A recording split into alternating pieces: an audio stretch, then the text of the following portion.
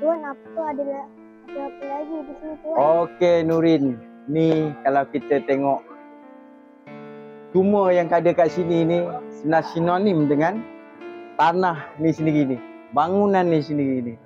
Ni adalah kalau ikut 1934, 1935 bangunan ni lah. Kawasan ni adalah Regimen Askar Melayu ditubuhkan di sini.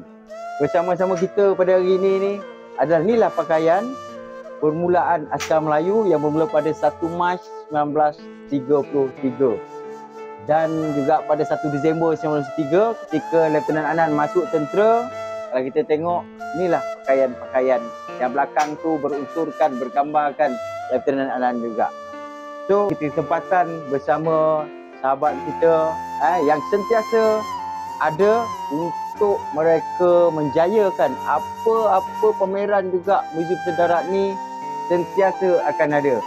Okey, dengan itu kita tanya terus direct pada orang yang pengurusi yang mempunyai pameran yang kita panggil pada hari ini.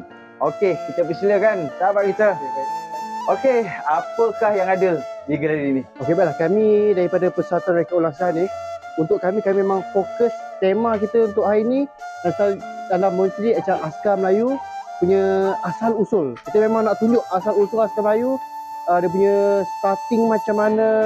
Sebab ramai dah tahu yang moden macam mana, baju digital, baju Lorimau, tapi tak ramai lagi orang tahu asal usul permulaan ni daripada tahun 1930-an, 40-an begitu. Jadi kalau kita tengok di sini, kita banyak menunjukkan beberapa variasi baju Regimen Askar Melayu zaman dulu, daripada baju istiadat, baju mufti, baju pancaragam, dan yang kami pakai sendiri baju tempur Askar Melayu pada zaman tersebut. Jadi kita ramai orang di Malaysia boleh tahu, oh baju dia macam ni, istiadat macam ni, baju Melayu dia macam ni, baju tempur macam ni. Sebab kita nak pasti dia tahu everything yang Askar Melayu tu macam mana zaman tu. Sebab kadang ramai tak tahu baju dia macam mana, sebab zaman tu hitam putih tu, tak tahu warna. Okey, Cik Ray, selain daripada buat pameran tu di sini tahun sekali, mungkin 2 kali, betul.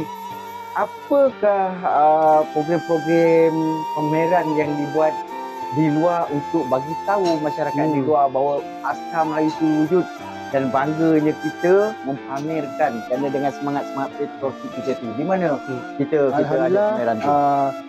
Setiap tahun, selalunya untuk bulan-bulan kemerdekaan, kami akan juga dapat jemputan daripada sekolah-sekolah kat seluruh Malaysia, ada di Kuala Lumpur, Selangor, dan juga kita juga mendapat jemputan baru-baru ni ke Sekolah Kebangsaan Lieutenant Anan sendiri di Kajang.